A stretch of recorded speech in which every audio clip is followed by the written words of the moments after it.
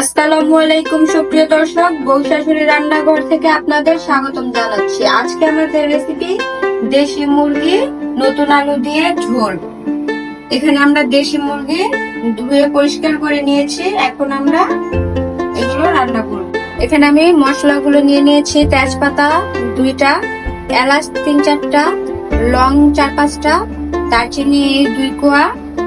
এখন আমি কড়াইতে তেল আর পেঁয়াজ গুলো দিয়ে দিয়েছি, হালকা লাল করে ভেজে তারপর বাকি মশলাগুলো দিয়ে দেব। মশলাগুলো এখন এটার সাথে দিয়ে দিচ্ছি, এগুলো একসাথে এখন একটু ভেজে নিতে হবে।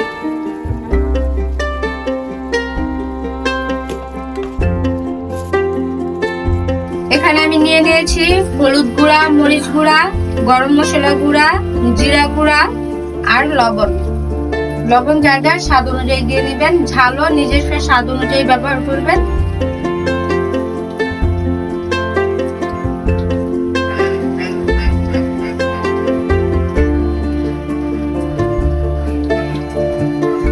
স্বাদ মতো না আর কি, পরিমাণ মতো যার যেমন মন চায় অনেকে এটার ভিতরে টমেটো ব্যবহার করতে পারেন, টমেটো দিলে এটা খেতে একটু ভালো লাগে।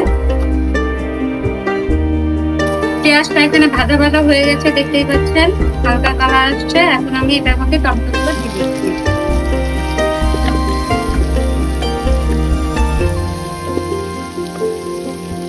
টমেটোটা একটু হয়ে আসলে বাকি মশলাগুলো আমি একসাথে এখানে দিয়ে দেবো।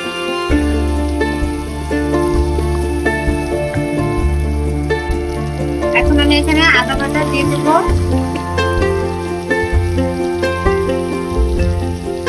আদা বাটাটা একটু তেলের মধ্যে দিলে ভাজা ভাজা হলে কাঁচা গন্ধটা চলে যায়।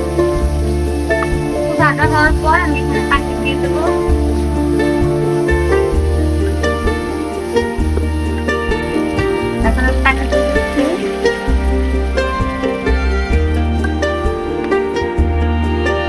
পানি দিয়ে বাকি শুকনো মশলাগুলো সব এখানে আমি এখন দিয়ে দেব।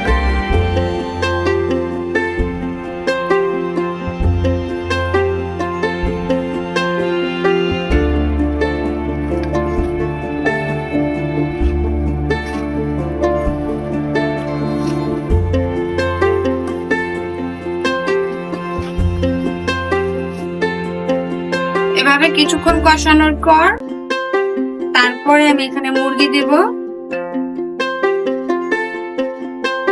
আমাদের মশলা কষানো হয়ে গেছে, উপরে তেল উঠে যাওয়া পর্যন্ত কষাতে হবে ভালোভাবে। মশলা ভালোভাবে কষানো হলে রান্নাটা মজা হয় আর কি। এখন আমি মুরগিগুলো দিয়ে দেব।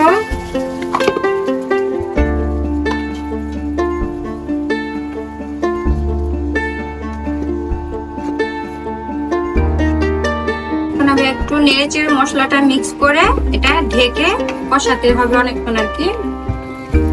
এটা ঢেকে রেখে দেব। এখন যেহেতু এটা দেশি মুরগি একটু বেশি কষাতে হবে, সিদ্ধ হতে একটু দেরি লাগবে আর কি। এখন ঢেকে দিচ্ছি। মাংস কষানো হয়ে গেছে, দেখতেই পাচ্ছেন তেল উপরে উঠে আসছে। আমি এটা প্রায় আধা ঘন্টার মতো কষিয়ে নিয়েছি। এখন আমি আলুগুলো দিয়ে দিব। এখানে আমি আলু ধুয়ে পরিষ্কার করে নিয়েছি, এখন এই আলুগুলো আমি দিয়ে দিব।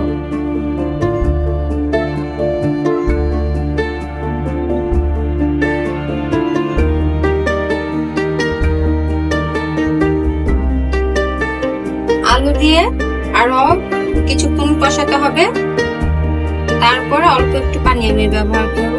এখন আলু দিয়ে আরো কিছুক্ষণ কষাবো। কষানো হয়ে গেছে, এখন আমি পানি দিয়ে দেব। এখানে আপনারা গরম পানিও ব্যবহার করতে পারেন, আমি ঠান্ডা পানি দিয়ে দিচ্ছি। পানি আমি অল্প পরিমাণে দেব, কারণ আমি বেশি ঝোল রাখবো না।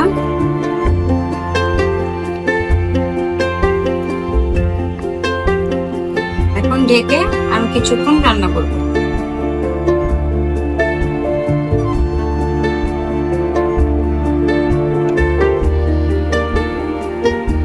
আমাদের রান্না প্রায় হয়ে গেছে,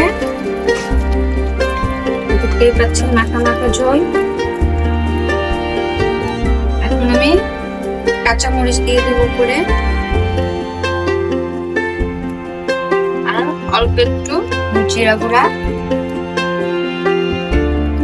এখন ঢেকে অল্প কিছুক্ষণ রান্না করে নামিয়ে ফেলবো। আমাদের মুরগি রান্না হয়ে গেছে। দেশি মুরগির সাথে আজকে আমরা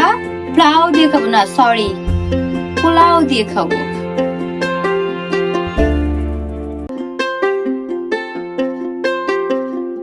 আমাদের চ্যানেলে এরকম আরো সুন্দর সুন্দর রেসিপি দেখতে আমাদের চ্যানেলটি লাইক, কমেন্ট, শেয়ার করে আমাদের পাশে থাকবেন এবং সাবস্ক্রাইব করবেন। ধন্যবাদ।